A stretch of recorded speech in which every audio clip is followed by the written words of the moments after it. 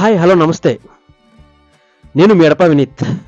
చాలా రోజుల తర్వాత ఈరోజు నేను చెప్పబోయే పాడ్కాస్ట్ మనందరి మధ్య జరుగుతున్న విషయం హైదరాబాద్ సెంట్రల్ యూనివర్సిటీ భూముల వివాదం.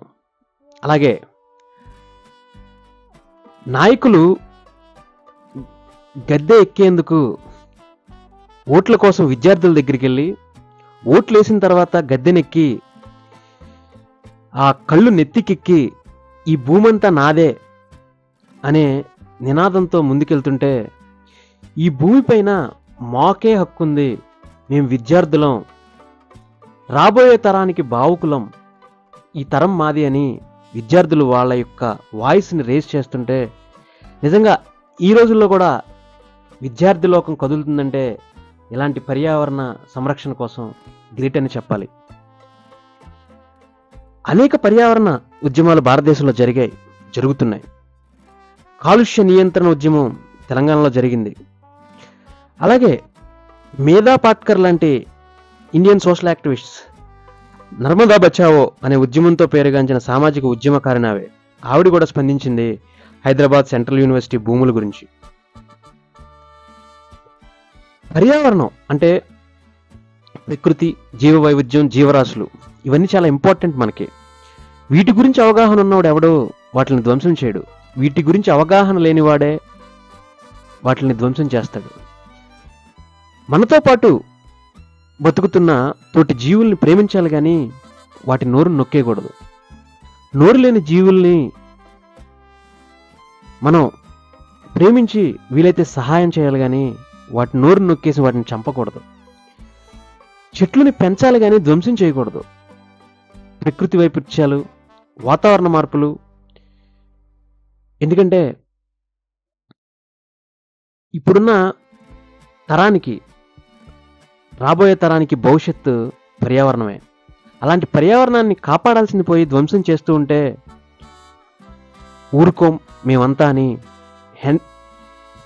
హైదరాబాద్ సెంట్రల్ యూనివర్సిటీ విద్యార్థులు గళం విప్పారు. అరుంధతి రాయ్ అనే ఒక రైటర్ భూమి మీద లేదు కానీ నాకు చాలా ఇష్టమైన రైటర్.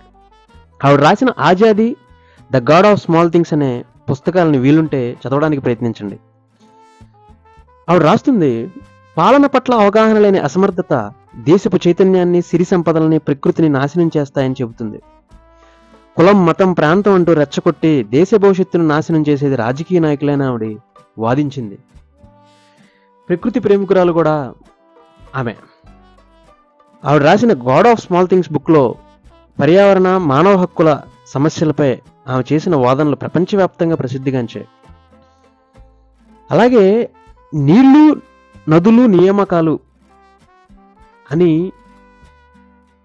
అదే ప్రాధాన్యతతో ఇది మా గడ్డ, మా భూమి అని విద్యార్థులందరూ ఏకమై వాళ్ళ వాయిస్తో వచ్చిన తెలంగాణ రాష్ట్రానికి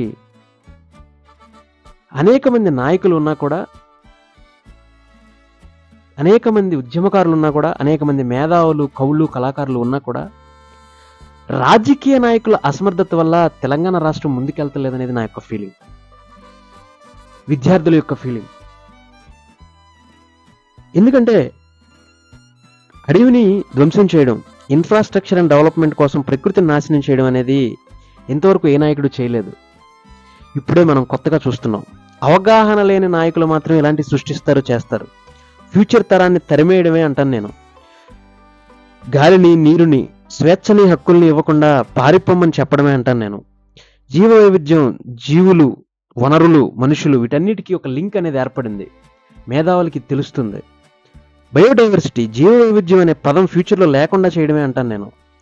హైదరాబాద్ సెంట్రల్ యూనివర్సిటీ లాంటి ప్రాధాన్యత ఉన్న యూనివర్సిటీని ప్రపంచవ్యాప్తంగా డెవలప్ చేయాలి కానీ డెవలప్మెంట్ అనే పేరుతో ధ్వంసం చేయకూడదు. వాటి భూముల్ని అమ్మకూడదు అనేది నా యొక్క ఫీలింగ్. ఇది నిజంగా హేయమైన చర్య ఇక్కడున్న ప్రభుత్వానికి. కాబట్టి నివారణ ఇంపార్టెంటే కానీ ధ్వంసం చేసేట్టు కాదు అని అంటాను నేను. హైదరాబాద్ జీవ వైవిధ్య సదస్సు 2012 అక్టోబర్ 1 నుంచి 9 వరకు జరిగింది ఇక్కడే. కాలుష్యం లేకుండా చెట్లను పెంచాలని, కొట్టొద్దని అప్పుడు చెప్పారు చాలామంది మేధావులు. అది మనం తెలుసుకోవాలి ఒకసారి హిస్టరీని. విదేశాల్లో ఎకో ఫ్రెండ్లీ పార్క్స్ అనేవి పెడుతున్నారు. వాటి నుంచి మనం నేర్చుకోగలగాలి. వాటిని చూసి మనం కూడా తయారు చేయగలగాలి. జీవరాశుల భద్రత అనేది చాలా అవసరం ఈ దేశానికి. ఇది ప్రత్యేకంగా నాయకులు గమనించాలి. అవగాహన పెంచుకోవాలి, నాలెడ్జ్ని పెంచుకోవాలి. మనుషుల పట్ల గౌరవాన్ని, జీవరాశుల పట్ల గౌరవాన్ని పెంచుకోవాలి, అహంకారాన్ని కాదు అంటాను నేను. భారతదేశంలో పర్యావరణాన్ని కాపాడడానికి అనేక చట్టాలు రూపొందించారు. ఎన్విరాన్మెంటల్ ప్రొటెక్టివ్ లాస్ అనేక ఉన్నాయి. పర్యావరణ ట్రిబ్యునల్ చట్టం ఒకటి. ఎకోమార్క్ దేశాన్ని భారత ప్రమాణాల సంస్థ రూపొందించింది. జీవ వైవిధ్య చట్టం 2002లో రూపొందించింది. నదులు, అడవులు కాలుష్య ఉద్యమాలు అనేకం జరిగాయి. వన్యప్రాణి సంరక్షణ చట్టం 1972లో రూపొందించింది. ఈ చట్టం అనుమతి లేకుండా పార్కులు, వన్యప్రాణి కేంద్రాలను ఎక్కడికి తరలించకూడదు, అలాగే హద్దుల్ని మార్చకూడదు అని చెప్పింది. వాటికి సంబంధించిన భూముల్ని. భూమి సహజ వనరుల హక్కు సంరక్షణ చట్టం 1972లో ఇది కూడా చేశారు. స్వీడన్ యొక్క క్యాపిటల్ స్టాక్ హోమ్లో పర్యావరణంపై జరిగిన యుఎన్ఓ సదస్సులో భూమి సహజ వనరుల్ని రక్షించేందుకు ప్రతి దేశం చర్యలు తీసుకోవాలని సూచించారు. ప్రపంచం మొత్తం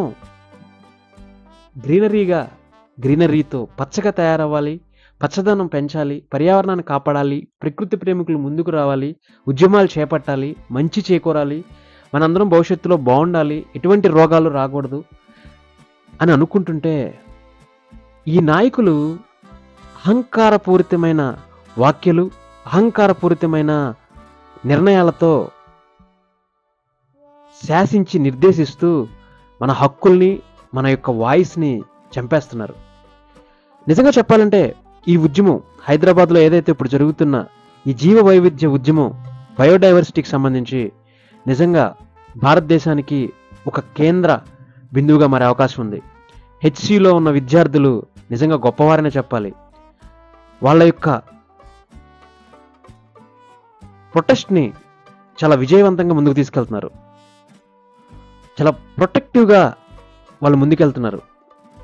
వాటితో పాటు అక్కడున్న చెట్లు, అక్కడున్న సంరక్షణ, అక్కడున్న జీవజాతుల్ని కాపాడాలి అనే ఒక గొప్ప అవగాహన, ఒక గొప్ప మోటివేషన్ స్కిల్తో వాళ్ళ ప్రపంచానికి తెలియజేస్తున్నారు. అనేక మంది విద్యార్థులు దీనిలో పాల్గొన్నారు. లాఠీ దెబ్బలు కూడా లెక్క చేయకుండా అడ్డుకున్నారు. ఇలాంటి విద్యార్థులు భారతదేశంలో ఉన్నందుకు భారతదేశ కీర్తి ప్రతిష్టలు ముందుకెళ్తాయని చెప్పాలి. విద్యార్థి లోకం ఎప్పుడైతే ముందుకెళ్తుందో, విద్యార్థి లోకం ఎప్పుడైతే కదులుతుందో, విద్యార్థి లోకం ఎప్పుడైతే వాళ్ళ గళాన్ని విప్పుతుందో అప్పుడే దేశ భవిష్యత్తు ముందుకెళ్తున్నట్టు, విద్యార్థుల్లో ఉన్న లీడర్స్ ముందుకొస్తున్నట్టు, విద్యార్థుల్లో ఉన్న లీడర్షిప్ ముందుకెళ్తున్నట్టు అని మనం అవగాహనతో తెలుసుకోవాలి. ఎందుకంటే విద్యార్థి భావితరానికి భవిష్యత్తు, విద్యార్థి దేశం యొక్క సిరి సంపద, విద్యార్థి పర్యావరణాన్ని సంరక్షించే ఒక గొప్ప హీరో. ఇలాంటి వారు నాయకులుగా వస్తే పర్యావరణం కాపాడబడుతుంది. అదే ఇప్పుడు గద్దెనెక్కిన అహంకారపూరితమైన నాయకులు వస్తే పర్యావరణం ధ్వంసం చేయబడుతుంది. ఎవరు కావాలో మనమే నిర్ణయించుకోవాలి. గుడ్డిగా ఓట్లేసి గద్దెనెక్కించడం కాదు, అదే గద్దె దించి వాళ్ళ అహంకారాన్ని మనం బట్టబయలు చేయాలి. ఫ్యూచర్లో ఎలాంటి నాయకులు రాకుండా చేయాలి. మన రాష్ట్రాన్ని, మన గడ్డని, మన కల్చర్ని, మన యొక్క స్వేచ్ఛని, మన యొక్క హక్కుల్ని కాపాడుకోవాలి. మనతో పాటు ఉన్న జీవరాశుల్ని, జీవ వైవిధ్యాన్ని, చెట్లని సంరక్షించుకోవాలి. చట్టాల పట్ల అవగాహన, motivational skills, education, moreover Azadi, వీటితో మనం ముందుకెళ్ళాలి. ఆజాదీ బోలో ఆజాదీ. జై హింద్, జై భారత్, జై పర్యావరణం, జై జీవ వైవిధ్యం. Thank you.